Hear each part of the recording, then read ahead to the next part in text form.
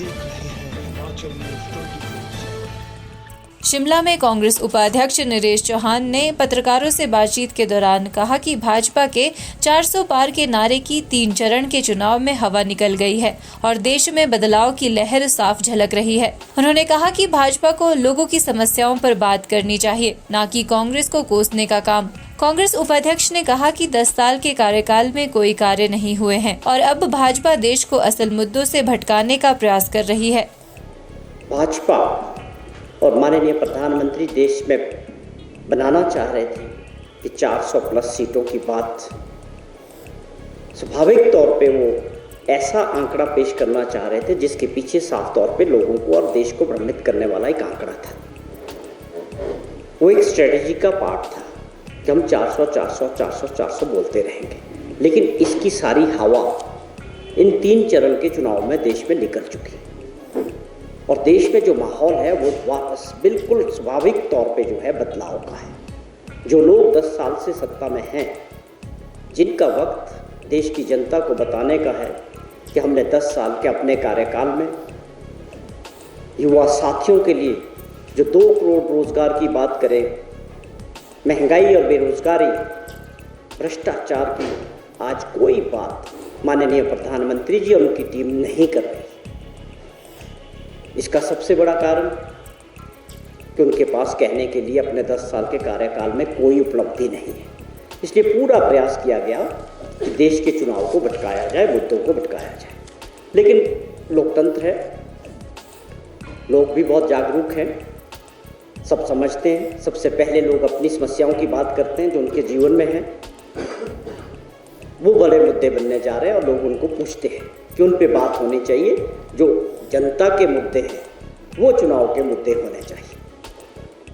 तो इसलिए बौखलाहट प्रधानमंत्री जी में और उनकी टीम में साफ तौर पे दिख रही। जिस तरह का माहौल देश में इलेक्शन के दौरान बयानबाजी देश के माननीय प्रधानमंत्री जी अपने विपक्ष के नेताओं के लिए खास तौर पे कांग्रेस पार्टी को कोसने का काम कर रहे हैं। चुनाव अगर मंगलसूत्र की तरफ गया, चुनाव अगर मंदिर और मस्जिद और हिंदू और मुस्लिम की तरफ गया, देश की जनता ने जरूर समझा कि 10 साल बाद ये कौन सी दिशा में जा रहा है। हमारे मुद्दों को एड्रेस नहीं किया जा रहा, देश की असली समस्याओं पर चर्चा नहीं हो रही है। कांग्रेस पार्टी की लीडरशिप ने ये हमेशा कहा, राहुल गांधी जी हमेशा कहते हैं हर जगह जब उन्होंने पूरे देश का पैदल यात्राएं भी की कि जो लोगों की समस्याएं हैं, युवा साथियों की, किसानों की, बेरोजगारी की समस्या है, इन पे चर्चा होनी चाहिए, ना कि देश को उस राह पे खड़ा कर दो कि 80 करोड़ लोगों को 5 किलो आटा और चावल पे लाके इस अर्थव्यवस्था को और देश को खड़ा कर दिया। उन्होंने कहा कि हिमाचल में सेब की अर्थव्यवस्था 5,000 करोड़ है, जिसमें 3 लाख लोगों को सीधा रोजगार मिलता है। वहीं देश की जीडीपी में भी सेब कारोबार का बहुत बड़ा योगदान है। नरेश चौहान ने कहा कि प्रधानमंत्री नरेंद्र मोदी ने सेब कारोबार को बचाने के लिए कारगर कदम उठाने के वादे किए थे, लेकिन उसे पूरा नहीं किया। सेब कारोबारियों ने प्रधानमंत्री से आयात शुल्क को 100% करने की मांग की थी, लेकिन सेब पर आयात शुल्क 50% कर दिया गया, जिससे सेब कारोबारियों और बागवानों को काफी नुकसान हुआ है। माननीय प्रधानमंत्री जी ने 2014 में प्रदेश में इलेक्शन के दौरान और 2019 में दोबारा उन्हीं बातों को दोहराया कि मेरा हिमाचल प्रदेश से बड़ा विशेष नाता है और हमारी सरकार बनेगी तो हम सेब एप्पल इंडस्ट्री को बचाने के लिए बड़े काम करेंगे। लोगों का इंतज़ार ख़त्म हुआ 10 साल का। बात ये हुई थी, मांग ये है एप्पल इंडस्ट्री की, एप्पल ग्रोवर्स की, एप्पल पैदा करने वाले किसानों की, बागवानों की, कि हमारा जो इम्पोर्ट ड्यूटी है वो 100% होना चाहिए।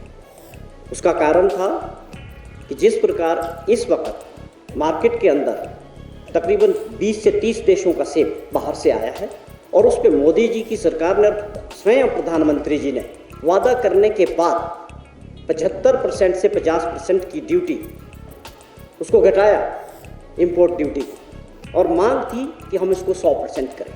उसका कारण था कि हम बाहर के सेबों के साथ क्वालिटी में कंपटीशन नहीं कर सकते हैं। उसको ख़त्म करना था और अपने देश में जो सेब पैदा करते लोग हैं उनको प्रोटेक्शन देना था। लेकिन आप देखें दुर्भाग्यपूर्ण ये 50% होने के बाद आज ये स्थिति हुई है कि स्टोर के अंदर जो सेब था उसकी कीमतें 800 रुपये से 1000 रुपये पेटी घटी है। जिन भी लोगों ने सेब स्टोर किया था, चाहे वो सीए स्टोर में था, चाहे नॉर्मल स्टोर में था, जब वो अब मार्केट में दिया तो उनको बहुत बड़ा नुकसान हुआ है। तो कहने का मतलब है जो हमारी इतनी बड़ी आर्थिकी है एप्पल की, जो 5-6 हज़ार करोड़ की अर्थव्यवस्था है, उसको बहुत बड़ा धोखा प्रधानमंत्री जी के आश्वासन के बाद मिला और इम्पोर्ट ड्यूटी। तो ये एक बहुत बड़ा इशू है। हम माननीय पूर्व मुख्यमंत्री जयराम ठाकुर जी से पूछना चाहते हैं कि कब वो 50 रुपये स्पोर्ट्स प्राइस मिला था, और आपका प्रधानमंत्री जी द्वारा प्रदेश के अंदर खुद स्वयं बोलने के बाद उसके बारे में आपकी क्या राय है? कांग्रेस उपाध्यक्ष नरेश चौहान ने भाजपा नेत्री मीनाक्षी लेखी पर गलत आंकड़े प्रस्तुत करने का भी आरोप लगाया। कल उनकी एक नेता जो भारत सरकार में मंत्री हैं, मीनाक्षी लेखी जी शिमला में थी। उन्होंने कुछ आंकड़े मीडिया के ज़रिए, प्रेस कॉन्फ्रेंस के ज़रिए प्रदेश के बारे में रखे।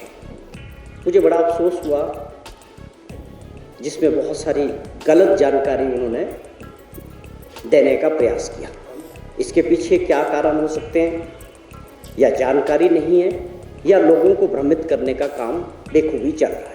हिमाचल न्यूज़ 24/7 के लिए शिमला से सपना शर्मा की रिपोर्ट।